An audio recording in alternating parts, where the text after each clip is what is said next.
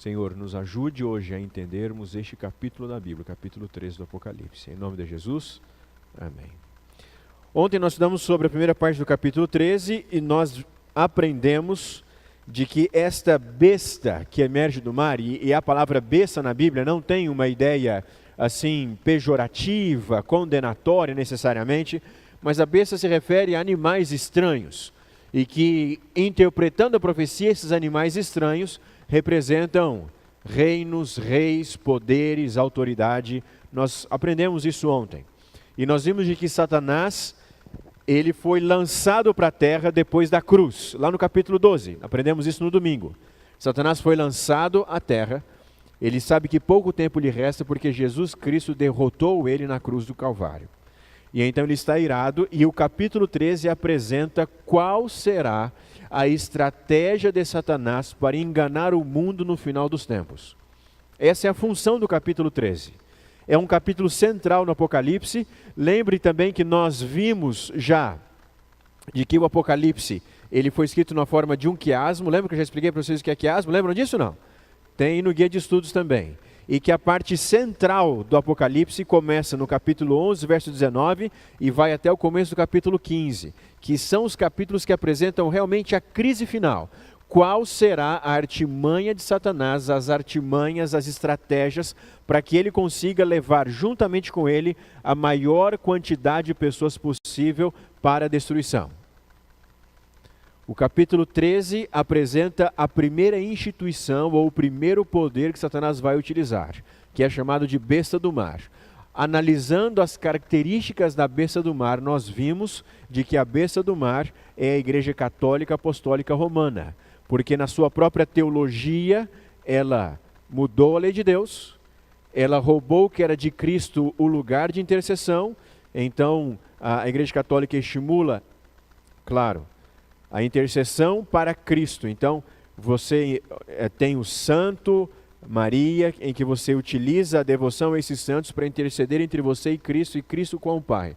Sendo que a Bíblia é muito clara ao dizer de que existe apenas um único intercessor entre nós e Deus. Quem é este único intercessor? 1 Timóteo 2,5, Jesus. Nós vimos ontem também e aprendemos ontem também de que este poder teria um domínio amplo, intenso, por 42 meses, ou 1.260 dias, que está entre as datas, as 4 datas que eu disse para vocês que você não pode se esquecer. Vamos lembrar ela de novo?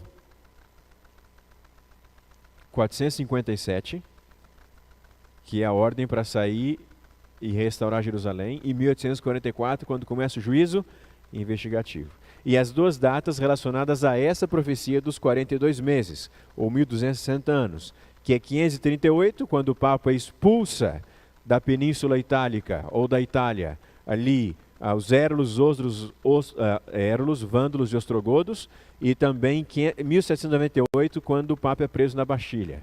Então, todas as características do capítulo 3 de Apocalipse apontam para que a Igreja Católica seja este poder. Eu sei que isso assusta. Observe que nós não estamos falando aqui de católicos. Nós não estamos falando de católicos aqui.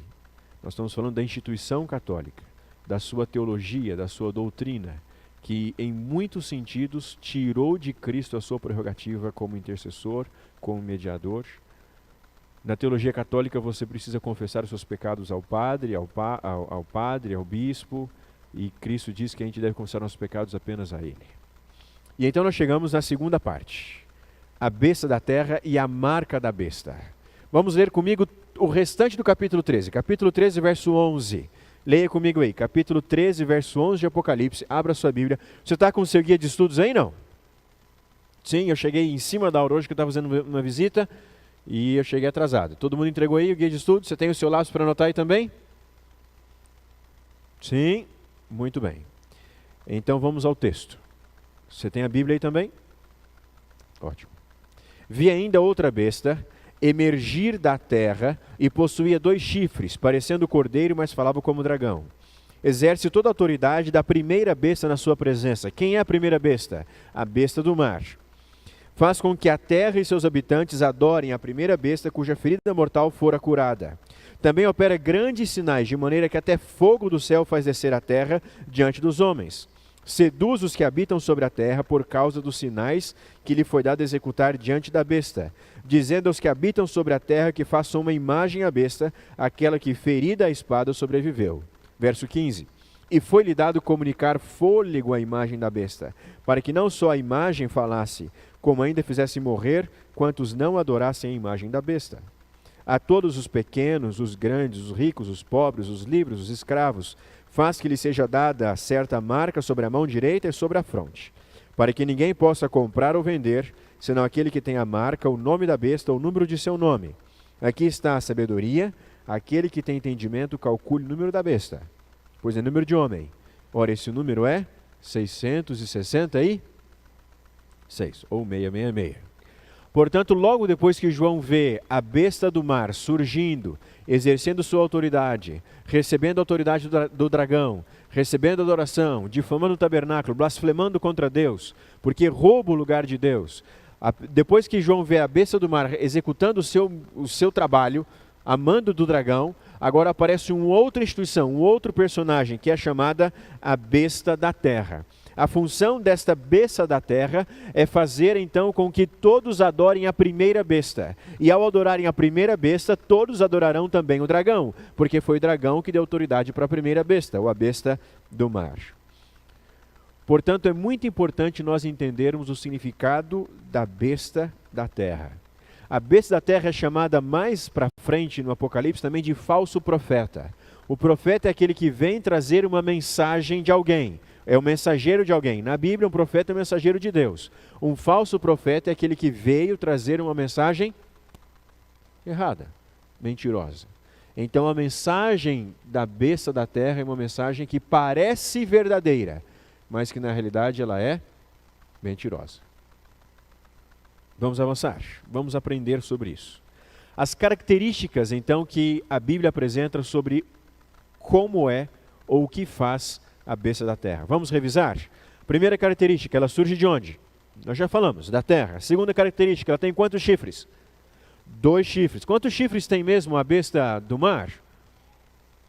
Muito bem. O que mais? Ela aparece como cordeiro, mas ela fala como dragão. Ela leva todos a adorarem a primeira besta. Então ela não pega a adoração para si mesma, mas ela faz com que todos adorem a primeira besta. Essa é a função dela.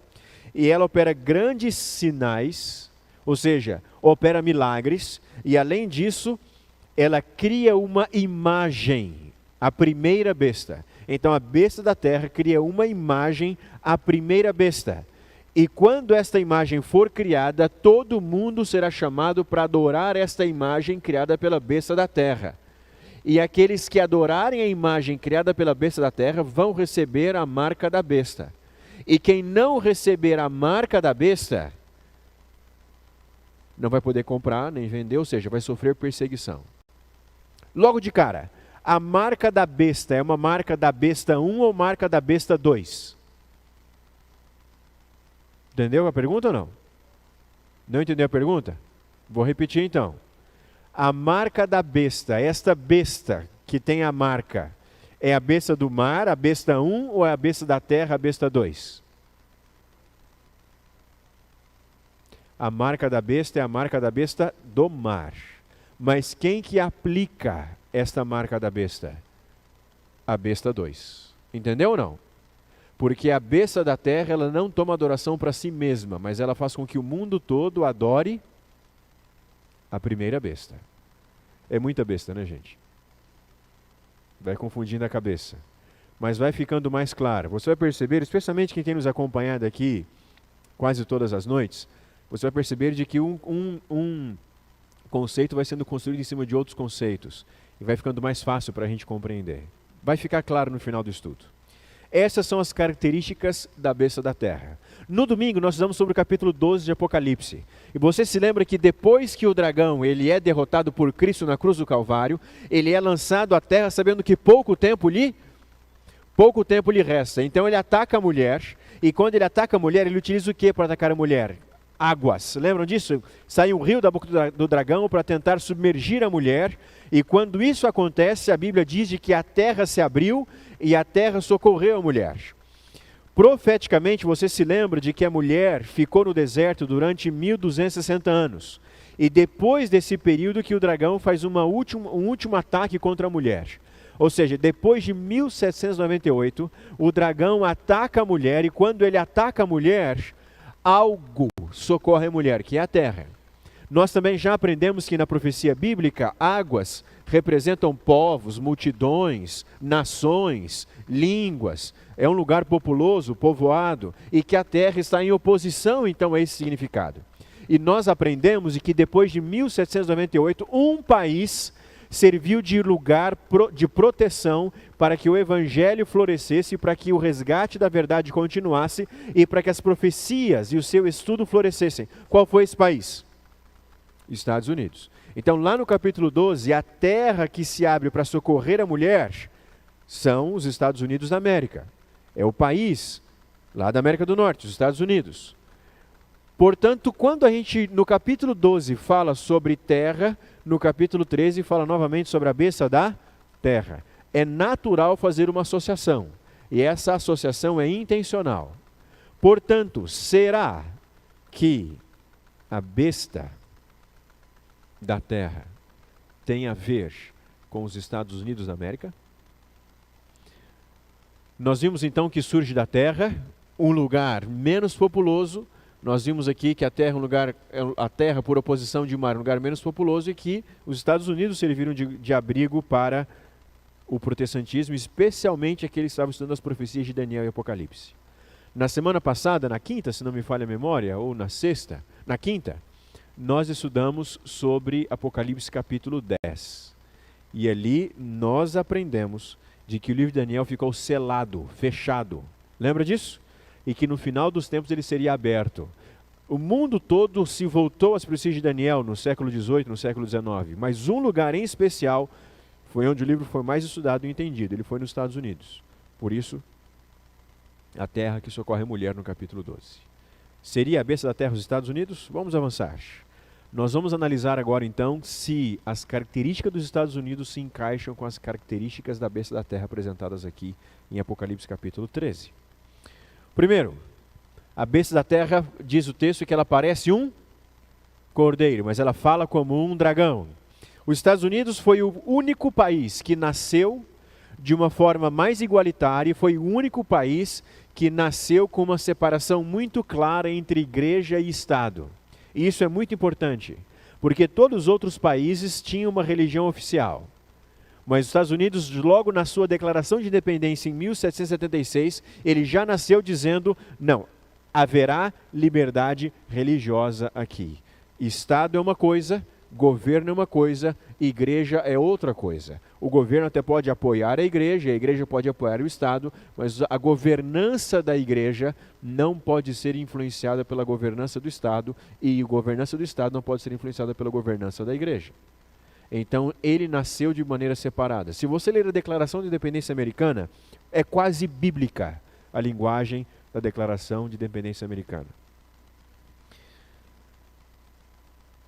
Eles se comportam hoje como os guardiões da liberdade, da democracia e da justiça.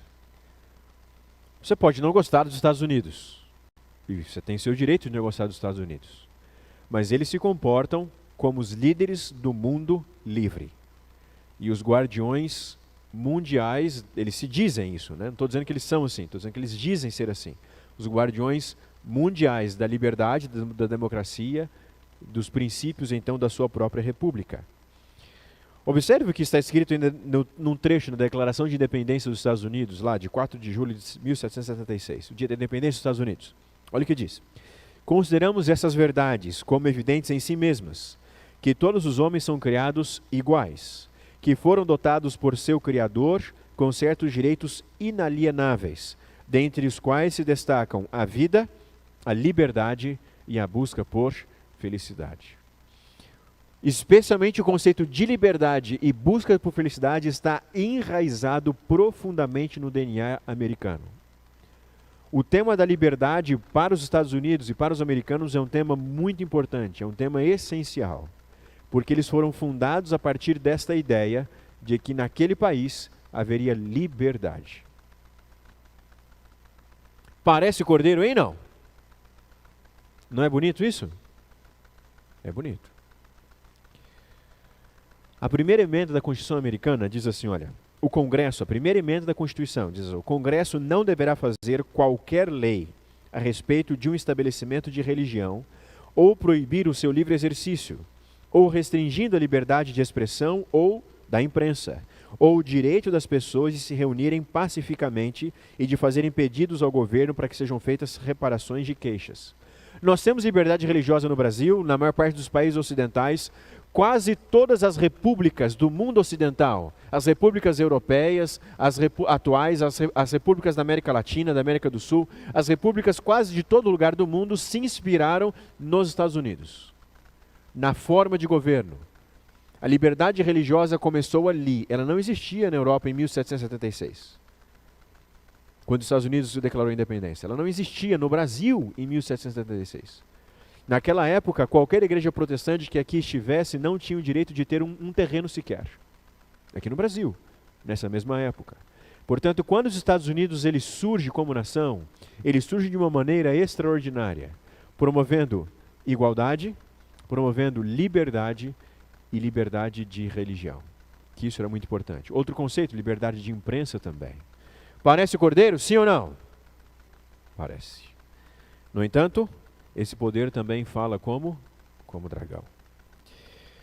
Também é um poder perseguidor. Apesar da Constituição americana e da Declaração de Independência dizer que todos os homens são iguais, está lá na Declaração de Independência, quase um século depois, a escravidão foi legalizada nos Estados Unidos. Ou seja, todos os homens eram iguais, menos os escravos. Então você percebe, fala como cordeiro, mas em muitos aspectos se comporta como dragão. Na época da Segunda Guerra Mundial, em que o nacionalismo americano estava muito em alta, as testemunhas de Jeová foram duramente perseguidas nos Estados Unidos, sendo obrigadas a jurarem bandeira. E o juramento da bandeira é algo muito sagrado na cultura americana, muito mais do que a gente aqui no Brasil, que jura bandeira uma única vez, só homem quando faz 18 anos, mulher nem jura bandeira. Alguma mulher jura bandeira? Já jurou bandeira? Mulher aqui não. Só homem na dispensa militar, vai lá um dia só, e é o único jeito. Alguém sabe o hino da bandeira de cor aqui? Yolanda sabe? Parabéns, é a única. Não, Erli também sabe. Se eu chamar você para cantar aqui, você canta ou não? Não vou fazer isso, tá? Só para te aliviar, mas a gente mal e mal sabe o hino nacional, né? Nos Estados Unidos é bem diferente. Até hoje, antes de começar a aula, todos os dias antes de começar a aula, os alunos fazem juramento da bandeira. Até hoje. Naquela época, as testemunhas de Jeová se recusaram a fazer isso e elas foram perseguidas. Também em 1945, quando a Guerra do Pacífico estava na fase final, porque lembra que a Segunda Guerra Mundial tinha a guerra na Europa, lá nazistas, contra especialmente a Inglaterra, os países aliados, os países do eixo, e os Estados Unidos, especialmente nos 2 últimos anos da Segunda Guerra Mundial, ele lutou em 2 frentes diferentes. Ele mandava uma parte de soldados para a Europa, lutar na Europa contra os nazistas, aliados aos ingleses especialmente, e uma outra parte lutava na chamada Guerra do Pacífico, contra o Japão. Porque lembra que o Japão atacou Pearl Harbor? Lembra daquele filme do Ben Affleck? Lembra ou não? Fez sucesso. Naquela ocasião, então, os Estados Unidos entraram na guerra contra o Japão. 70 mil japoneses ou americanos de ascendência japonesa foram levados para chamados campos de relocação, que não eram muito diferentes dos campos de concentração nazistas. Só não tinha a morte em massa, mas eles não tinham liberdade, eram um lugar cercado, 70 mil americanos de ascendência japonesa. Se comporta como, parece cordeiro, mas na verdade se comporta como um dragão, fala como um dragão. O governo americano, numa época, ele fez um statement, uma declaração dizendo o seguinte: em guerras futuras, não podemos garantir a nenhuma pessoa que pertença a uma minoria racial, religiosa, cultural ou política que o preconceito e a intolerância da comunidade não venha a expressar-se através de um programa de supressão, com a resultante destituição de seus direitos básicos como membros de uma sociedade livre. O próprio governo americano já disse, em situações de exceção, não é possível garantir a liberdade e os direitos básicos de algumas minorias. caso a maioria pense diferente dessa pequena maioria. Parece um cordeiro, mas fala como um dragão. E os 2 chifres? Lembre-se que na profecia chifres tem que ver com autoridade política e tudo mais, autoridade de governos. Esses 2 chifres provavelmente, possivelmente simbolizam 2 aspectos essenciais da cultura americana, da Constituição americana e dos Estados Unidos: liberdade religiosa e liberdade civil. No Apocalipse, a palavra cordeiro aparece 29 vezes, todas elas se referindo a Jesus, com exceção de uma única vez, que é a besta da terra, que aparece aqui no capítulo 13 do Apocalipse. Parece como cordeiro, mas na verdade fala como leão. Tem características do cordeiro: liberdade religiosa, liberdade civil, mas se comporta como um dragão, não leão, como um dragão. Outra característica deste poder, o que ele faria? Ele faria uma imagem à primeira besta. Qual é uma das principais características, se não a principal característica da Igreja Católica? Eu disse para vocês ontem que a Igreja Católica é a única igreja que tem uma união entre religião e Estado. É a única igreja que é ao mesmo tempo um país, porque o Vaticano é um país independente, e também é uma religião, é uma igreja. Haverá um tempo que os Estados Unidos vai abrir mão da primeira emenda da Constituição e vai então pressionar o governo, que sempre teve a liberdade religiosa como um dos seus princípios, a impor à nação leis de cunho religioso. Portanto, esta imagem da besta que o Apocalipse capítulo 13 está profetizando, está dizendo, lembro que disse para vocês que a partir de ontem, hoje e agora a gente está olhando mais para o futuro. Isso não aconteceu ainda, mas haverá um tempo em que o governo americano vai ser pressionado por uma parte da população para fazer leis religiosas, quebrando então uma das mais importantes e essenciais características do seu governo, que é a chamada liberdade religiosa. Pastor, isso é possível? Já existe essa pressão nos Estados Unidos. Eu vou colocar aqui 2 trechos de 2 líderes religiosos conservadores americanos.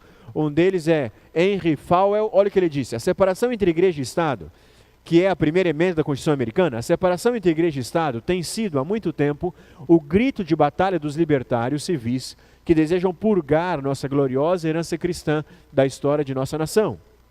O termo, é claro, não aparece uma única vez em nossa Constituição e é uma moderna maquinação discriminatória.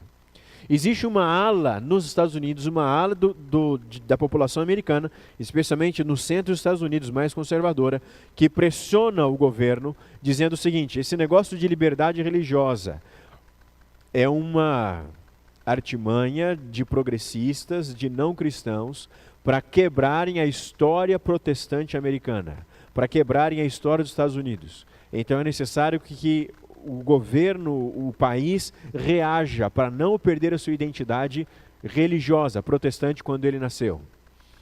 Outro líder, Pat Robertson, faltou um N aí no final. Ele, os liberais e secularistas, nos têm mantido submissos porque falam sobre a separação entre igreja e Estado. Não existe isso na Constituição. É uma mentira da esquerda e não vamos mais tolerar.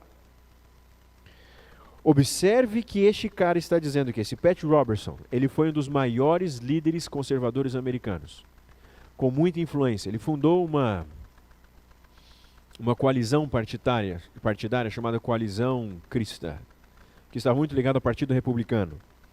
Ele e muitos outros entendem de que o governo americano deveria sim fazer leis religiosas para não permitir os secularizados, os secularistas, como ele mencionou aqui, ou seja, pessoas que não são cristãs, que não têm religião, que têm outra forma de ver o mundo, não faz com que os Estados Unidos perca a sua identidade como uma nação protestante. Portanto, há uma pressão para que logo os Estados Unidos faça a chamada imagem da besta.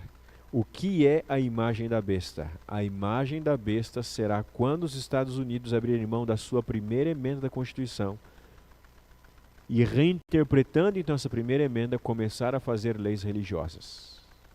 Entendeu o que é a imagem da besta? E aí os Estados Unidos será parecido com a Igreja Católica. Por quê? Será um poder civil e religioso. Isto é a imagem da besta. Algum tempo atrás, se você falasse em união de igrejas, se você falasse entre uma aproximação entre os Estados Unidos e o Vaticano, se você falasse entre cultos ecumênicos, isso não existia. Quem é mais antigo, quem foi evangélico de muito tempo atrás, sabe de que o discurso de união de igrejas era muito fraco. Mas hoje o ecumenismo, como é chamado, é uma realidade. O que é o ecumenismo? O ecumenismo é a ideia de que todos os cristãos são um só. Todos nós somos um só. Não importa a igreja que você frequenta, não importa as doutrinas que você acredita. Se todos nós aceitamos a Deus e a Cristo, nós somos cristãos e somos todos parte de uma mesma família. Quem encabeçou esse movimento ecumênico foi justamente a Igreja Católica. Eles que começaram a abrir portas de diálogo para conversar com os protestantes. A Igreja Católica se intitula como mãe, e as filhas que estavam meio desgarradas ali, que protestaram, que saíram do seu redil. Então a Igreja Católica começou a criar esse diálogo ecumênico. E isso tem ganhado muita força. É muito comum você escutar assim: não importa o que você acredita, o que você não acredita, o que importa é que nós todos adoramos o mesmo Deus. Alguém já falou isso para você, não?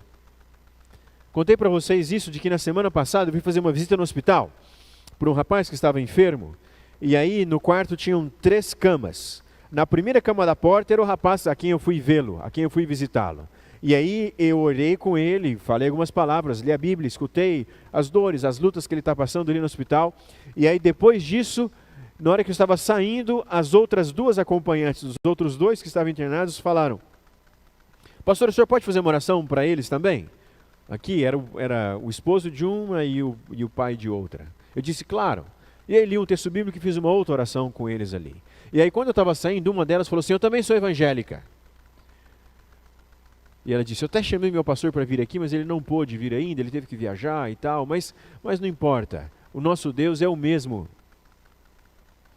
Não há nada de errado em pensar como ela disse, mas isso reflete muito o pensamento ecumênico de nossos dias. Não importa a doutrina que você acredita, não importa a forma de culto que você faz. O que importa é que se todos adoram a Cristo, todos eles são irmãos. Só que a gente tem que tomar muito cuidado com isso. Porque dizer Senhor, Senhor não é o suficiente. Você se lembra o que Jesus disse em Mateus capítulo 7, verso 21? Abre lá. Deixa marcado no capítulo 13 aí, mas volta lá. Mateus capítulo 7, verso 21. Esse é um texto muito importante nesse contexto de que nós falamos de ecumenismo. Mateus capítulo 7, verso 21. Olha o que diz o texto. Evangelho de Mateus capítulo 7, verso 21. Olha o que diz. Nem todo que me diz Senhor, Senhor entrará no reino dos céus, mas aquele que faz a vontade de meu Pai que estás nos céus. Verso 22. Muitos naquele dia hão de dizer-me, Senhor, Senhor, porventura não temos nós profetizado em Teu nome, e em Teu nome não expelimos demônios, e em Teu nome não fizemos muitos milagres? Então lhes direi explicitamente, nunca vos conheci, apartai-vos de mim os que praticais a iniquidade. Jesus está falando aqui, é muito sério. Ele está dizendo que naquele dia, quando Ele voltar, muitos vão dizer, Senhor, Senhor, olha, em Teu nome nós fizemos milagres, em Teu nome nós expulsamos demônios, em Teu nome nós fizemos muitas coisas. E Jesus vai dizer, olha, eu nem conheço vocês. Porque só confessar Jesus não é o suficiente. De acordo com esse texto, é necessário fazer 2 coisas. Confessar Jesus e fazer a vontade do Pai. Obediência, ou seja, eu preciso, ao mesmo tempo que eu aceito a Jesus, eu preciso também estar disposto a obedecê-lo, fazer a sua vontade. Portanto, por favor, não caia nas garras do engano do ecumenismo, de que não importa o que você acredita, que doutrina não é importante, que só Jesus é importante. Não caia neste perigo. Esta é uma das estratégias da união entre a besta da terra e a besta do mar, que fará com que não importa, tudo é religião, tudo é igual. Acontece que a Bíblia não nos ensina assim. A Bíblia nos ensina de que nós temos que aprender a fazer a vontade do Pai. E fazer a vontade do Pai tem que ver com guardar os mandamentos. Tem que ver com obediência. Tem que ver com fidelidade a Deus.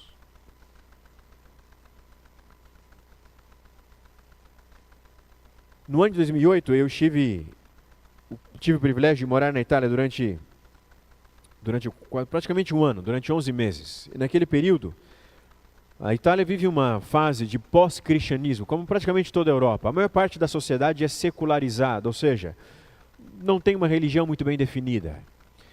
E disparada, a Igreja Católica é a religião cristã dominante. Afinal de contas, a Itália, o berço do catolicismo, o berço... Roma está ali, o Vaticano está ali. E o ecumenismo ali é muito forte.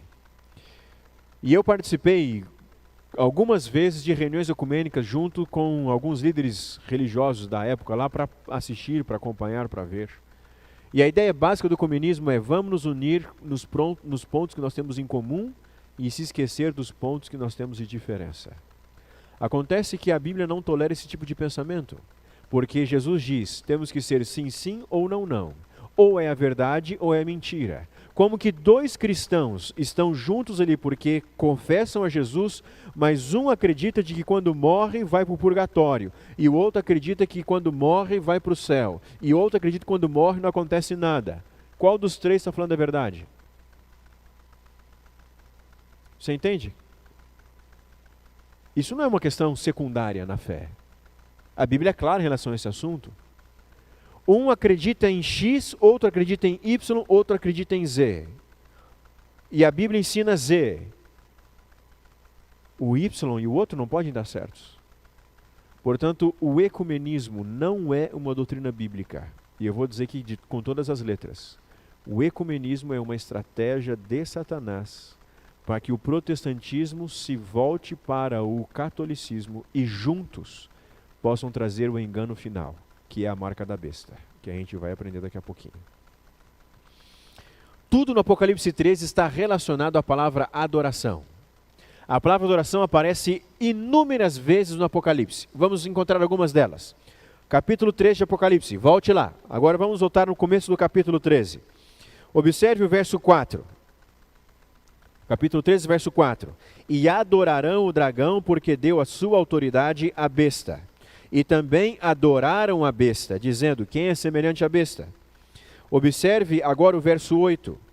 E adorá-la-ão todos os que habitam sobre a terra, aqueles cujos nomes não foram escritos no livro da vida. Agora, parta agora para o verso 12, vá até o verso 12. Exerce toda a autoridade da primeira besta na sua presença, e faz com que a terra e seus habitantes adorem a primeira besta. Mais uma vez, a palavra adoração aparece.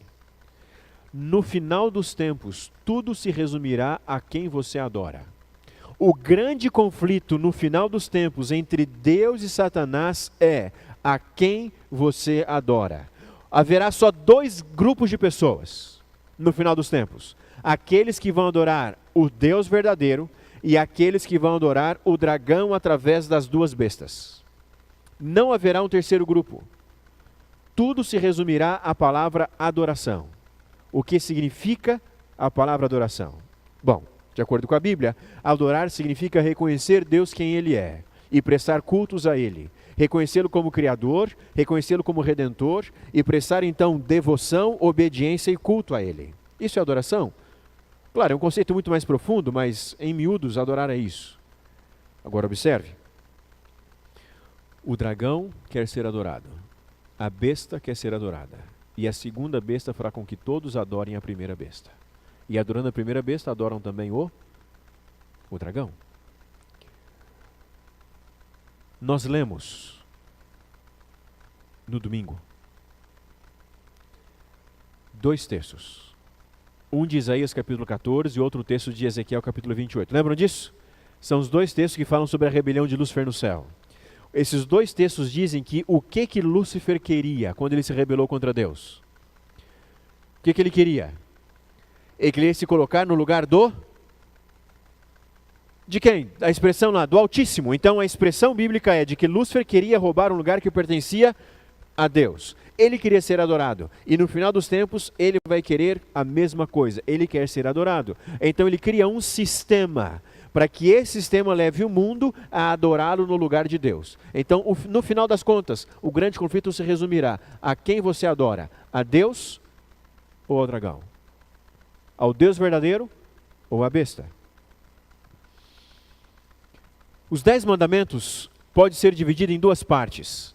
Os primeiros 4 mandamentos estão relacionados à nossa adoração a Deus. É o meu relacionamento e Deus. Os outros 6 mandamentos estão relacionados à minha relação com o próximo. E essa divisão é muito clara. Tanto é que a gente costuma representar os 10 mandamentos em 2 tábuas. 4 de um lado e 6 do outro. Os 4 primeiros, eu e Deus, e os outros 6, eu e o meu próximo. Começando com minha família, honrar o pai e mãe, e depois não matar, não adulterar, não roubar, e assim sucessivamente. Se você ler Apocalipse capítulo 13 numa sentada, você percebe de que é uma questão de adoração. Satanás quer ser adorado. Então ele faz uma contrafação, uma falsificação da lei de Deus, mudando os 4 primeiros mandamentos. Então observe, qual é o primeiro mandamento? Não terás outros deuses diante de mim. O que o dragão e a besta quer? Receber o quê? Adoração. Qualquer coisa que você adora no lugar de Deus, você está quebrando o primeiro mandamento. Qualquer coisa que você adore no lugar de Deus, você está transgredindo o primeiro mandamento. Portanto, adorar a besta é quebrar o primeiro mandamento. Segundo mandamento, não farás para ti imagem de escultura, mas a besta da terra faz o quê? Uma imagem, e faz com que o mundo todo adore o quê? Essa imagem. A primeira besta através desta imagem. Lembre-se que essa imagem ela é simbólica, não é uma estátua propriamente dita, mas é uma transgressão do segundo mandamento.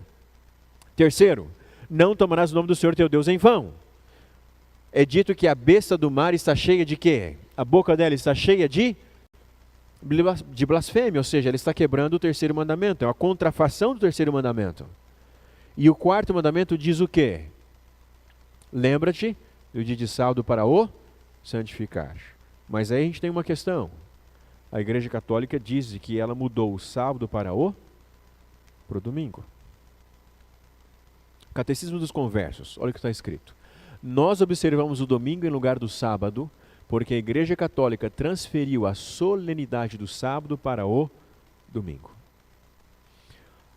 A Igreja Católica acredita de que a Igreja, nos seus concílios, com a autoridade papal e de seus cardeais reunidos, de que a Igreja tem autoridade e poder para mudar a Bíblia. Isso não é um problema para o católico.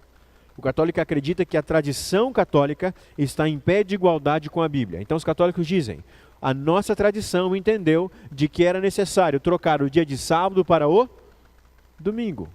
E muitas justificativas são dadas. Primeiro para se distanciar dos judeus, ou depois, especialmente porque Jesus ressuscitou no domingo, então a igreja mudou o sábado para o domingo. Outro texto.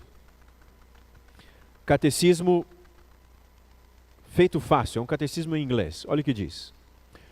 Vocês devem ter observado, meus queridos filhos, que o dia na qual observamos o descanso não é o mesmo daquele que foi observado pelos judeus. Eles mantiveram e ainda mantêm o descanso no sábado, nós no domingo. Eles no 7º e nós no primeiro dia da semana. Para os judeus, por isso, os judeus fecham suas lojas e comparecem em suas sinagogas no sábado. Todavia, o domingo é observado como dia de repouso por todos os cristãos, mesmo por aquelas seitas que estão separadas da Igreja Católica. Quem são essas seitas separadas da Igreja Católica? O mundo protestante. Evangélicos, protestantes em geral. A partir disso, podemos compreender o quão grande é a autoridade da Igreja Católica, para interpretar ou explicar para nós os mandamentos de Deus. Uma autoridade que é reconhecida pela prática universal de todo mundo cristão, mesmo daquelas seitas que professam tornar as Sagradas Escrituras como sua única regra de fé e prática. Uma vez que elas observam como dia de repouso não o 7º dia da semana ordenado pela Bíblia, mas o primeiro dia, o qual sabemos que é para ser mantido santo, somente pela tradição e ensino da Igreja Católica. É um texto longo, mas o que esse texto está dizendo? De que a Igreja Católica mudou o dia de guarda. Pela tradição da Igreja, mudou o sábado para o domingo. E os protestantes que não aceitam a tradição católica, também guardam o domingo. Mas os próprios católicos estão dizendo de que a Bíblia manda guardar o sábado, não o domingo. Que o domingo é guardado porque a Igreja mudou, não porque a Bíblia diz que nós devemos guardar o domingo. E então ele diz aqui de que os protestantes, em certo sentido, estão aceitando a autoridade católica, porque os protestantes, todos eles guardam qual dia? O domingo. Observe esse outro texto, escrito por M. Long, uma autoridade católica. O domingo é uma instituição católica, e a reivindicação, a sua observância, somente pode ser defendida nos princípios católicos, não princípios bíblicos, princípios católicos. Do início ao fim das Escrituras, não há nenhuma única passagem que autorize a transferência do culto público semanal do último dia da semana para o primeiro. O que ele está dizendo? Na Bíblia não tem nenhum texto que diz que o domingo tem que ser guardado no lugar do sábado. Aliás, o domingo aparece só 8 vezes na Bíblia, escrito como o primeiro dia da semana, e em nenhum momento diz que é para ser guardado. Então ele está dizendo, olha, a mudança do sábado para o domingo não é bíblica, é uma mudança católica. Ele continua. Assim, a observância do domingo é um acréscimo incompatível à fé protestante, completamente fora de harmonia com o seu princípio fundamental da sola escritura, que é a Bíblia somente. O princípio protestante da sola escritura rejeitou a tradição católica, mas mesmo através do princípio da sola escritura, os protestantes ainda aceitam o domingo como dia de guarda. E ele continua, e indica fortemente uma religião que infelizmente padeceu da demasiada pressa em surgir. Você está entendendo o que esse católico está dizendo? De que os protestantes, ao guardarem o domingo, estão aceitando uma instituição católica e não bíblica. O ataque do dragão, da besta do mar e da besta da terra é um ataque direto aos 4 primeiros mandamentos. E isso inclui também o 4º mandamento, que é o dia de guarda. Diga. Pode fazer a pergunta, se eu souber responder.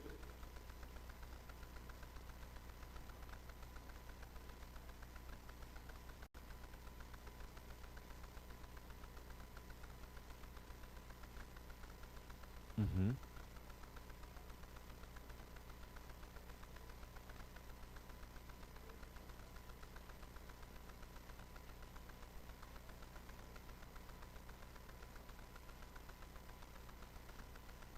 É.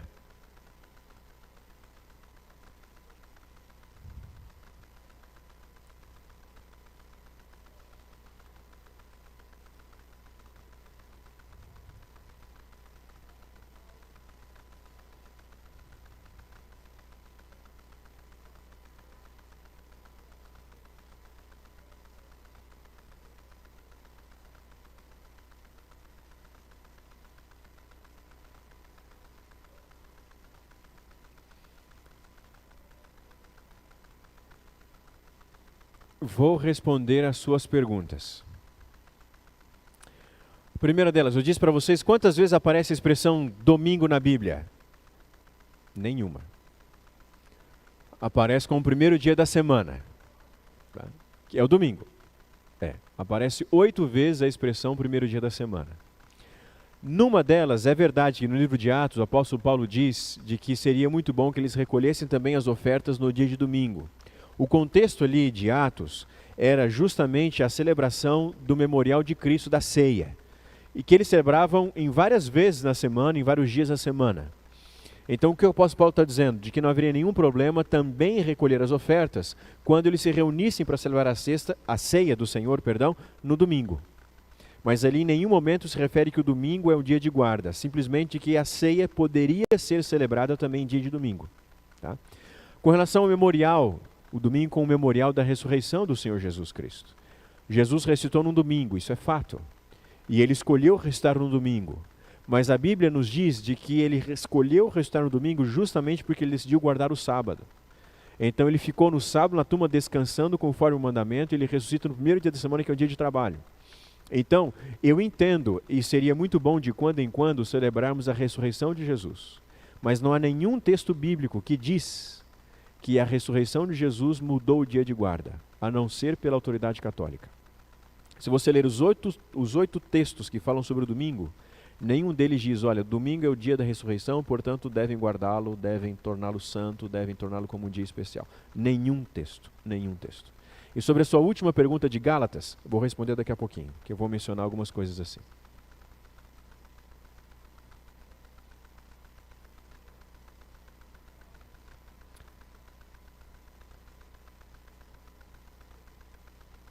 Excelente.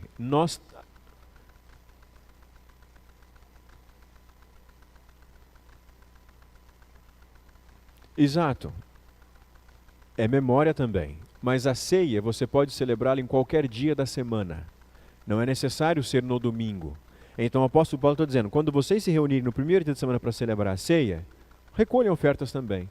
Mas não de que o fato deles celebrarem a ceia no domingo, de que o domingo seja o dia de guarda. Mas a ceia é sem dúvida um memorial da morte e ressurreição do Senhor Jesus Cristo. Mas o fato de celebrar a ceia no domingo não transforma o domingo no dia sagrado, porque eles também celebravam a ceia na segunda, eles também celebravam a ceia na terça. E o apóstolo Paulo chega a dizer, não o apóstolo Paulo, perdão, Lucas, no livro de Atos, chega a dizer no começo do livro de que eles tinham uma época que eles tomavam a ceia todas as noites. Todas as noites, eles se reuniam para partir o pão, se referindo à ceia do Senhor. E vou responder a questão de Gálatas daqui a pouquinho. Vamos avançar.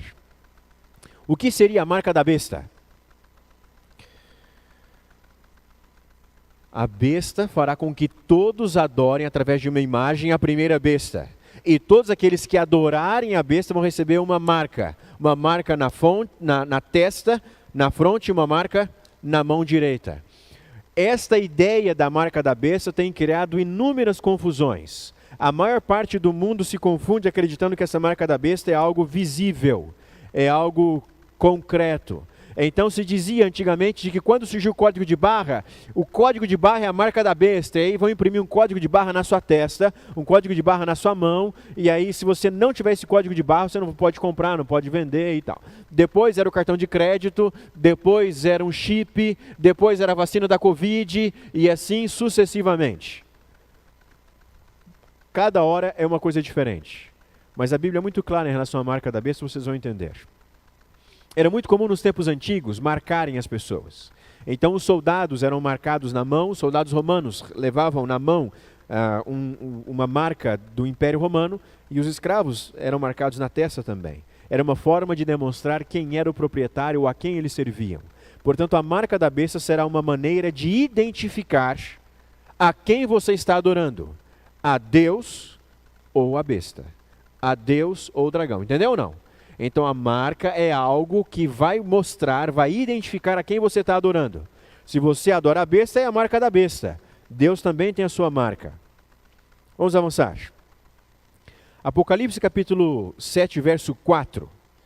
Diz assim, olha. Então ouvi o número dos que foram selados, que era de 144 mil, de todas as tribos dos filhos de Israel. Nós já estudamos sobre os 144 mil. Quem são os 144 mil mesmo?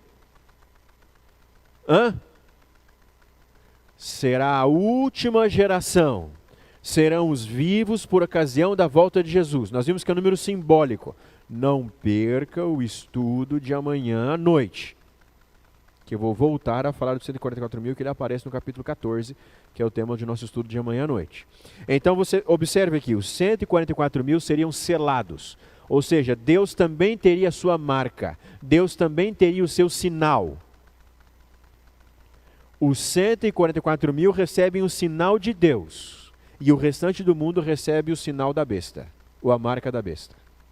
Tá bom? Deus tem apenas 2 sinais que identificavam o seu povo. Se você ler a Bíblia, só 2 sinais identificavam, biblicamente mesmo falando, quem era do povo de Deus. Era a circuncisão e o sábado. Esses eram 2 instituições do Antigo Testamento que identificavam se era do povo de Deus ou se não era do povo de Deus. A circuncisão foi muito importante, estabelecida na época de Abraão, lembram disso? Para identificar os descendentes de Abraão. Mas a circuncisão, ela foi abolida. Quando? Quando Cristo veio. E aí Cristo instituiu uma outra coisa no lugar da circuncisão. O que é? O batismo. O apóstolo Paulo, em Colossenses, é muito claro ao dizer de que aquele que é batizado não precisa ser circuncidado mais. Porque o sinal, a porta de entrada para o povo de Deus, agora é o batismo, não é mais a circuncisão. O apóstolo Paulo chega a dizer, em 1 Coríntios capítulo 7, verso 19, assim, olha, está na tela lá. A circuncisão em si não é nada. A incircuncisão também nada é. Mas o que vale é guardar as ordenanças de Deus. Outras versões bíblicas dizem o que vale é guardar os mandamentos de Deus. Ou seja, circuncisão não tem mais significado depois da morte de Cristo.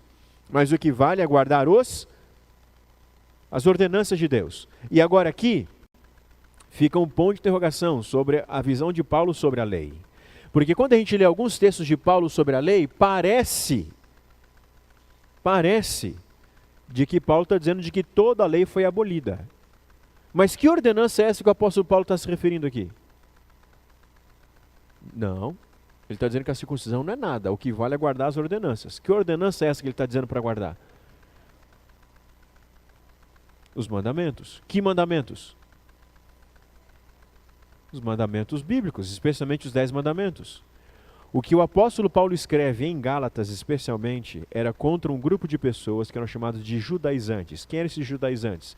Esses judaizantes acreditavam que para um cristão, um gentio, um grego, para que ele fosse um cristão, ele tinha que antes ser um judeu. Entendeu ou não? Então suponhamos que você fosse alguém nascido na cidade de Tarso, não Tasso. Tarso. Não confunda, por favor.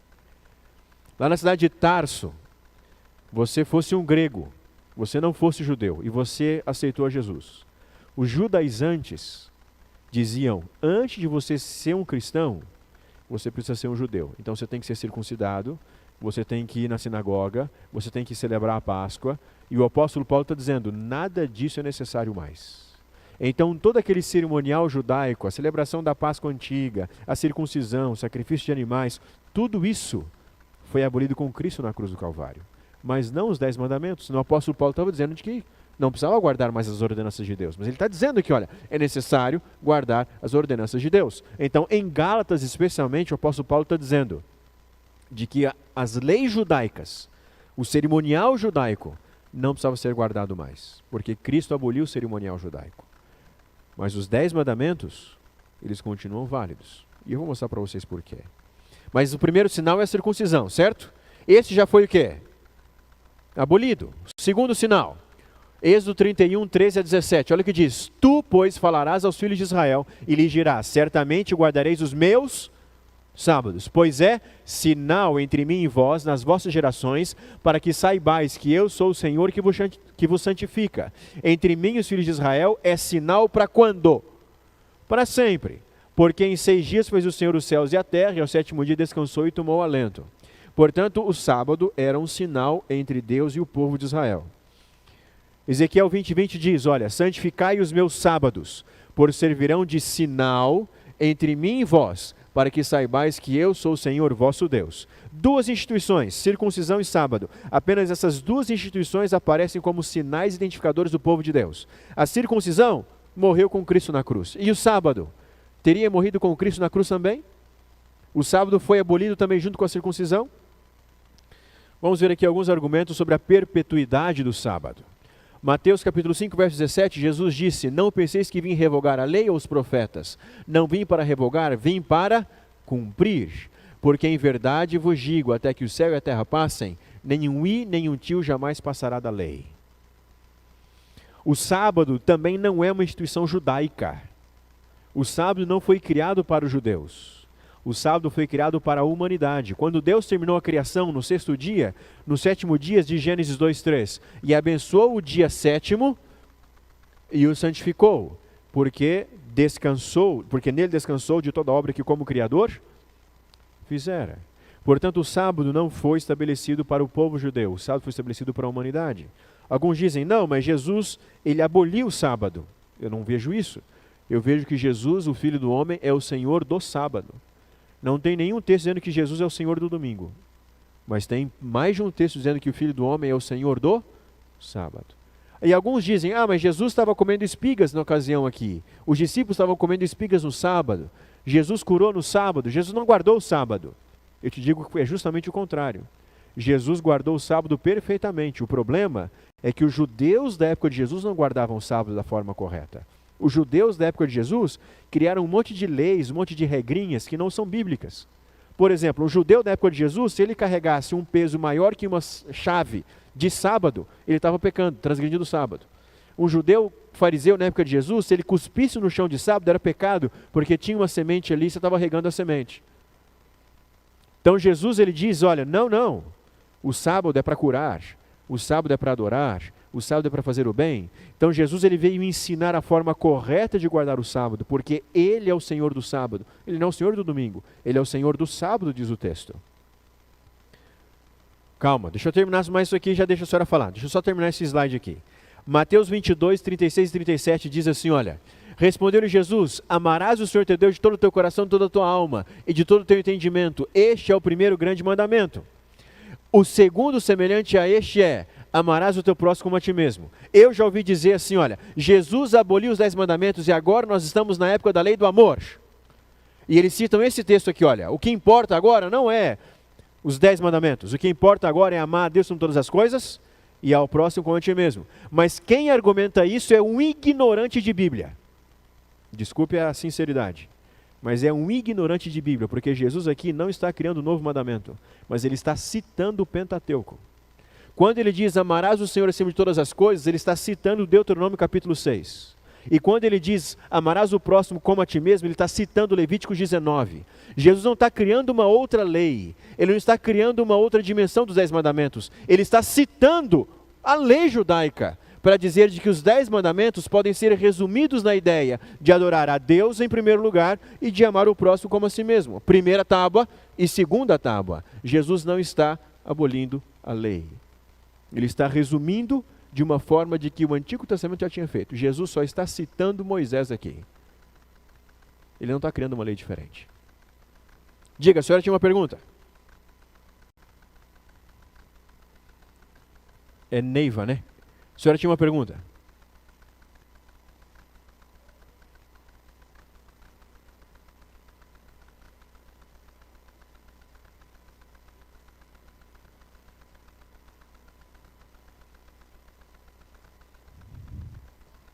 A pergunta da senhora é muito boa. O guardar o sábado de acordo com a Bíblia é fazer aquilo que a Bíblia pede para nós fazermos ou não fazermos o sábado.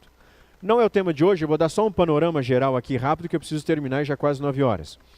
O guardar o sábado tem que ver com não trabalhar, porque no mandamento diz não trabalhar. 6 dias eu tenho para trabalhar, o 7º dia é de descanso. Tem que ver com não fazer negócios, porque lá em Neemias capítulo 13, Neemias nos ensina de que vender e comprar no sábado também é errado. Também é não cuidar dos próprios interesses, porque Isaías 58 diz para não cuidar dos interesses. Jesus também nos ensina o que fazer no sábado. Curar, abençoar, visitar, orar, ler a Bíblia. E o sábado sempre foi um dia de santa convocação. Jesus ia que dia na sinagoga? No sábado. O povo de Israel, no sábado, tinha que celebrar, era uma santa convocação. Portanto, o guardar não é não fazer nada, mas é fazer e não fazer aquilo que a Bíblia nos diz sobre fazer e não fazer. De acordo com o mandamento, não deve trabalhar no sábado. Então tira.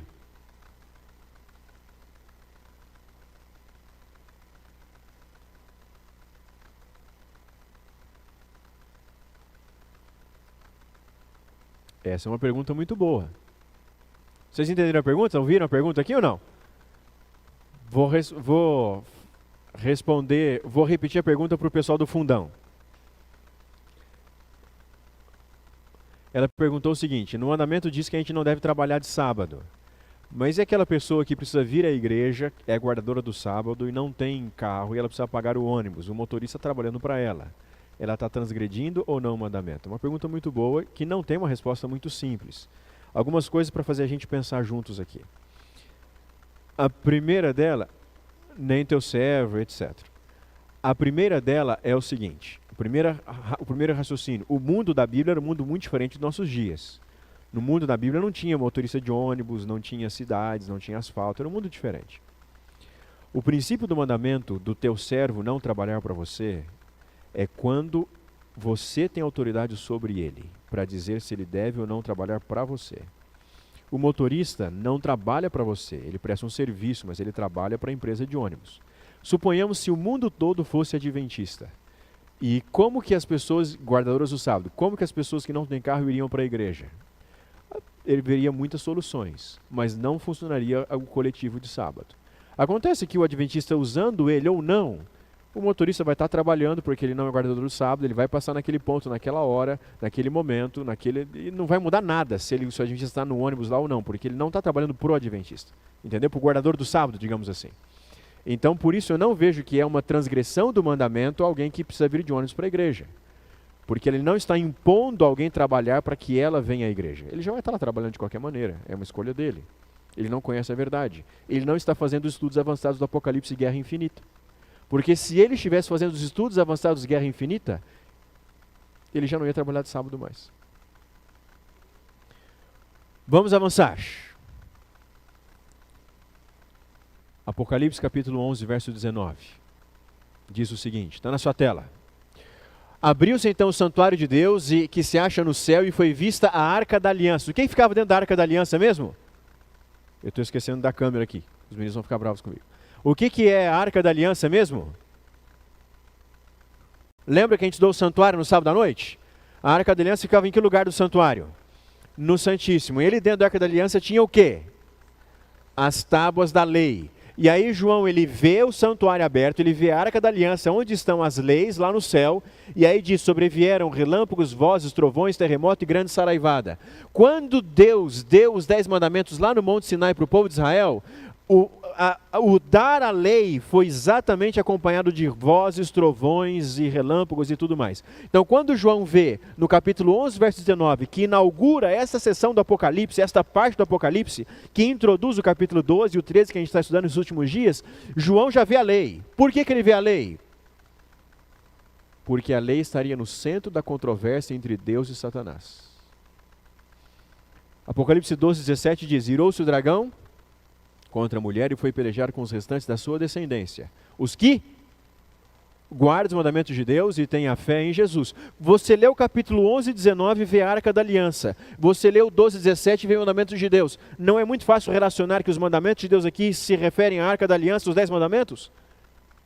Portanto, o próprio Apocalipse está dizendo para nós de que os 10 mandamentos continuam válidos e de que uma característica do povo de Deus seria guardar estes mandamentos.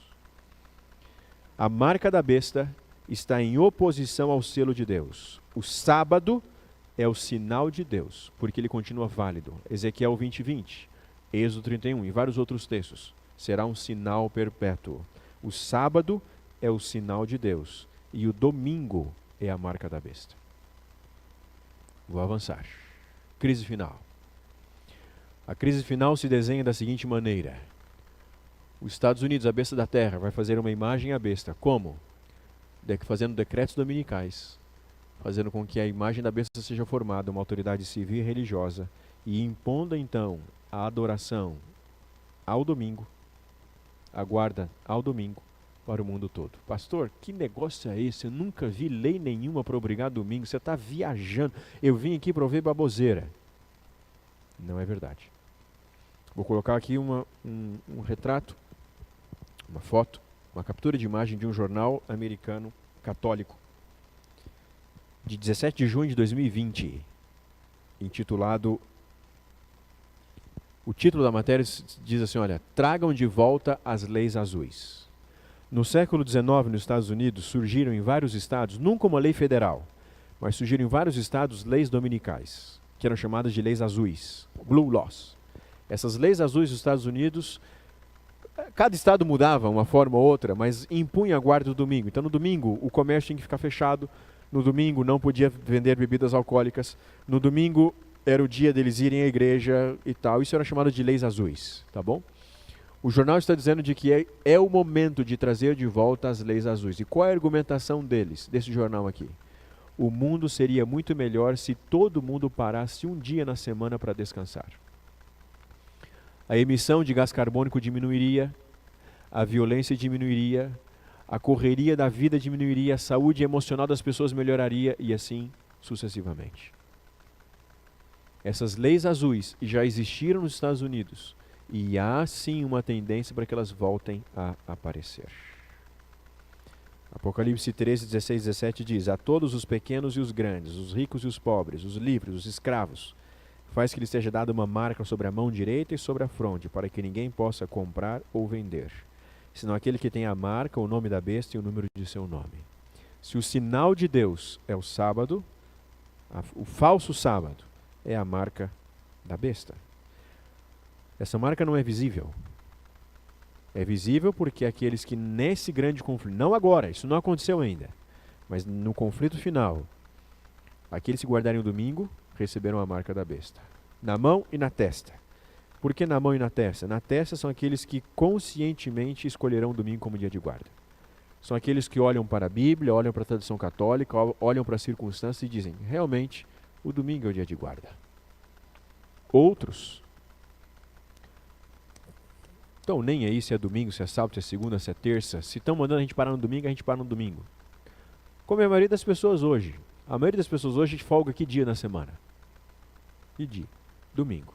Se alguém aqui é patrão de alguma empresa, sabe que se você chamar um funcionário para trabalhar no domingo, você tem que pagar dobrado? Sabia disso não? Quando você trabalha para o domingo, é dobrado. O domingo já é um dia especial. É o dia oficial de descanso para o mundo. Só não é obrigatório ainda. Mas de acordo com o Apocalipse, em breve será. Esses que recebem a marca na mão são aqueles que, sem consciência, observarão o domingo como dia de descanso.